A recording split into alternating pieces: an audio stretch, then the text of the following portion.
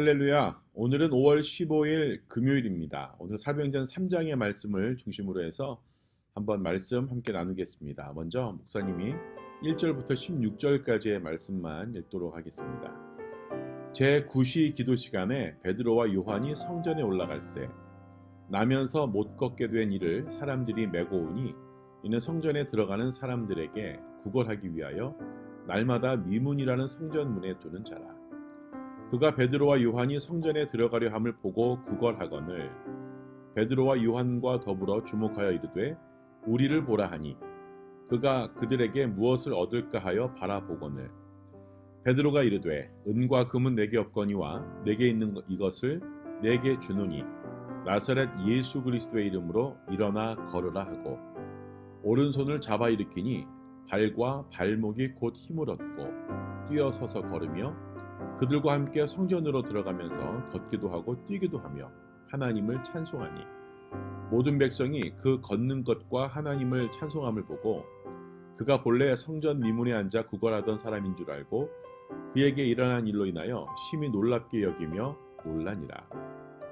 나은 사람이 베드로와 요한을 붙잡으니 모든 백성이 크게 놀라며 달려나아가 솔로몬의 행각이라 불리는 행각에 모이거늘 베드로가 이것을 보고 백성에게 말하되 이스라엘 사람들아 이 일을 왜 놀랍게 여기느냐 우리 개인의 권능과 경건으로 이 사람을 걷게 한 것처럼 왜 우리를 주목하느냐 아브라함과 이삭과 야곱의 하나님 곧 우리 조상의 하나님이 그의 종 예수를 영화롭게 하셨느니라.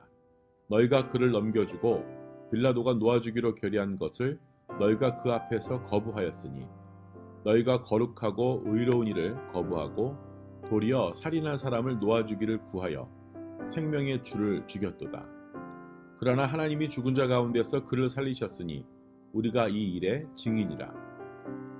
그 이름을 믿음으로 그 이름이 너희가 보고하는 이 사람을 성하게 하였나니 예수로 말미암아 난 믿음이 너희 모든 사람 앞에서 이같이 완전히 낫게 하였느니라. 아멘. 성경은 기적의 책입니다. 이 안에서 출애굽 당시 홍해가 갈라진 장면을 비롯해서 각종 다양한 이적들이 담겨 있죠. 뿐만 아니라 예수님께서도 이 땅에 오셔서 많은 기적을 보이셨습니다. 많은 사람들을 먹이셨고 고치셨고 심지어 죽은 사람도 살리셨습니다. 오늘 함께 읽은 본문은 사도행전에 기록된 첫 번째 치유 이적을 보여주는데요. 예수님의 삶 속에서 다양한 이적이 일어났기 때문에 그 주님의 복음을 전하는 제자들과 교회 공동체 역시 기적을 일으키는 건 어쩌면 당연한 일인지도 모릅니다. 하지만 동시에 기적이 가진 위험성을 우리는 조심해야 하는데요. 기적의 화려함은 본능적으로 사람의 욕망을 자극시키기 마련입니다. 따라서 우리는 성경에 기록된 기적 그 자체가 아니라 그 기적에 담긴 그 안에 담긴 복음에 주목을 해야 된다는 거죠. 그것을 위해서는 기적의 현장에 있었던 당사자인 제자들이 그 이적을 어떻게 이해했는지 살펴볼 필요가 있습니다. 말씀을 보면 이렇죠. 어느 날 베드로와 요한은 당시 시간으로 제9시, 지금 시간으로 따지면 오후 3시에 3pm에 기도하러 성전에 올라갔습니다. 그들은 그곳에서 선천적 하반신 마비를 가진 장애인을 만나게 되죠. 안진뱅이죠. 지금 이 시대도 장애를 가지고 살아간다는 건 우리가 감히 상상하기 어려울 정도로 힘듦이 있고 고통이 있고 불편이 있습니다. 그런 것들을 의미하는 게 바로 장애인이죠. 하물며 그 옛날의 상황을 한번 생각해 보십시오. 제대로 된 복지체계나 의료도구가 없었던 그 시대 장애인으로서 겪었던 고단함은 분명히 아마 우리 생각 이상 어마어마했을 것입니다. 그런데 그보다 훨씬 더 큰 고통이 있었습니다. 바로 사람들의 편견이었는데요. 그 시대의 세계관은 장애가 하나님의 저주를 받은 증거라고 봤습니다. 장애인이면 하나님으로부터 저주받은 사람이다 라고 생각을 했다는 거죠. 즉 본인 혹은 부모님의 죄의 결과로 본 것입니다. 지극히 미개한 견해죠. 옳지 않은 견해입니다. 몸이 불편한 것도 서럽고 괴로운 일인데 그렇게 차갑고 냉담한 시선은 그의 내면에 이루 말할 수 없는 아픔을 아마 남겼을 것입니다. 따라서 그 시대 장애인으로 안진뱅이 장애인으로 할 수 있는 건 그저 사람들의 도움을 받아서 성전 문 앞에서 그냥 구걸하는 일이었습니다. 베깅하는 일이었습니다. 그런 그가 평소처럼 사람들의 동정을 자극하는 눈길을 보냅니다.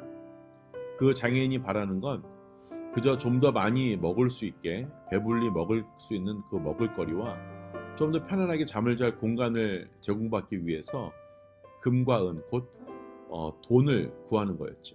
하지만 그 시선을 받은 베드로와 요한은 전혀 다른 반응을 하는 것을 오늘 말씀을 통해서 보게 됩니다. 더 정확히 이야기하자면 그 두 제자의 눈을 통해서 하나님은 전혀 다른 시각으로 그를 바라보셨다라는 거죠. 그때 베드로가 했던 중요한 말이 담긴 6절을 다시 한번 읽어보도록 하겠습니다. 6절입니다. 베드로가 이르되 은과 금은 내게 없거니와 내게 있는 것을 내게 주노니 나사렛 예수 그리스도의 이름으로 일어나 걸으라 하고. 아멘. 베드로는 분명히 선언합니다. 프로클레임합니다. 지금 일어날 이적은 은과 금을 넘어서는 진정한 생명의 근원이신 예수 그리스도의 이름으로 일어날 것이라고 말입니다. 그리고 그의 오른손을 잡아서 일으키자 발과 발목에 힘을 얻게 되고 뛰어서서 걸으며 성전 안을 휘저 다녔습니다. 팔이든 다리든 몸의 근육이나 뼈가 아파서 움직이기에 큰 무리가 있었던, 또 움직이기에 좀 힘들었던 사람은 잘 알 겁니다. 아무리 훌륭한 의사를 만나서 좋은 약을 처방받고 또 치료를 잘 받아도 순간적으로 한 번에 잘 움직이는 건 쉽지가 않죠. 우리가 잠을 잘못 자서 목이 아프거나 팔이 아프거나 허리가 아플 때도 마찬가지잖아요. 금방 낫지 않잖아요. 하물며 나면서부터 걷지 못했던 그 사람은 애초에 일어서는 것도 해본 적이 없고 더군다나 뛰어본 적도 없습니다. 그럼에도 불구하고 그가 이렇게 놀라운 몸짓을 보인 건 이 치유 사건이 결코 우연이 아니라는 거죠.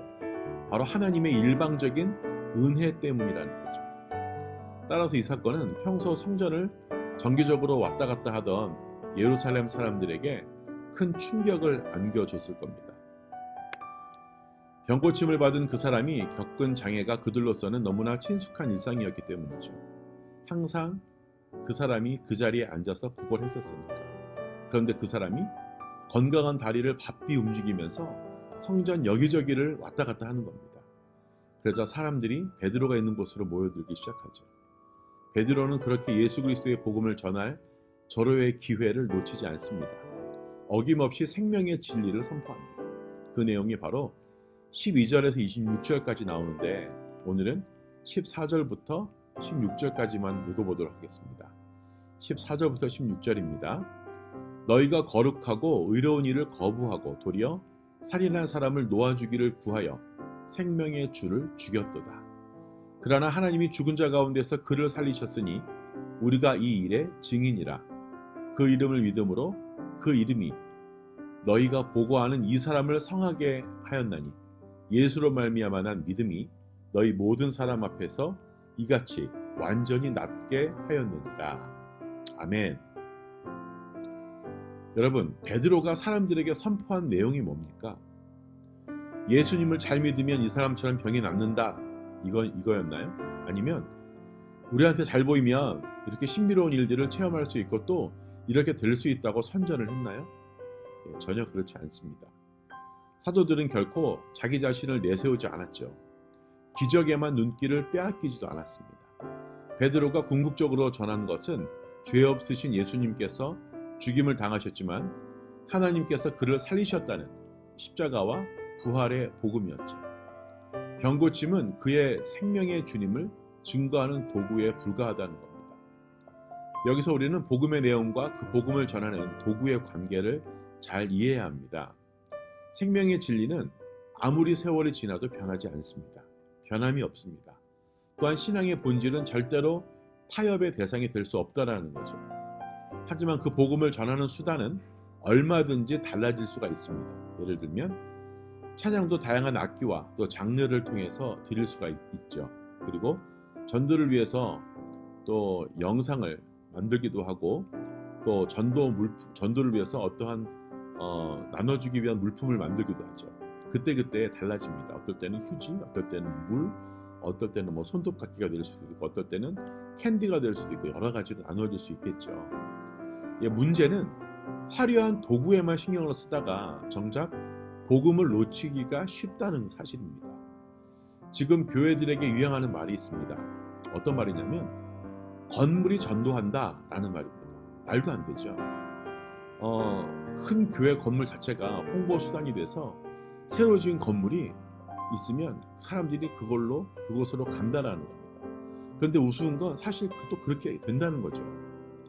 뿐만 아니라 오늘 본문처럼 병고침을 통해서 전도하는 일도 많이 있습니다. 물론 그 자체가 매우 감격적이고 감사한 일입니다. 하지만 병 고치는 일에만 집착해서 정작 복음에는 관심을 적게 두는 교회가 적지 않고 심지어 변질되는 비극이 일어나기도 한다는 거죠. 여러분, 우리는 오늘 본문 말씀을 통해서 그 어떤 화려한 이적도 절대로 그 자체가 진리가 아니라 단지 예수님을 전하는 도구에 불과하다는 사실을 명심해야 됩니다. 이와 관련해서 우리가 주목해야 할 부분이 있는데요. 바로 예수님의 호칭입니다. 예수님이 부르는 것인데요. 앞서 읽었던 6절에서 베드로는 그 장애인이 걷게 된 것은 예수님의 이름 덕분이라고 소개하고 있죠. 그런데 예수 그리스도 앞에 뭐가 더 붙죠? 바로 나사렛입니다. 그냥 예수 그리스도 이름으로 일어나 걸으라 해도 전혀 문제될 게 없는데 굳이 나사렛 예수 그리스도라고 불렀다는 거죠. 여기에 담긴 베드로의 고백을 한번 생각해 보길 원합니다. 나사렛은 그 시절에 이스라엘에서 가장 천대받고 소외된 동네였기 때문입니다. 이런 말도 알잖아요. 우리 KYM은 다 알죠. 나사렛에서 무슨 선한 것이 나오겠느냐.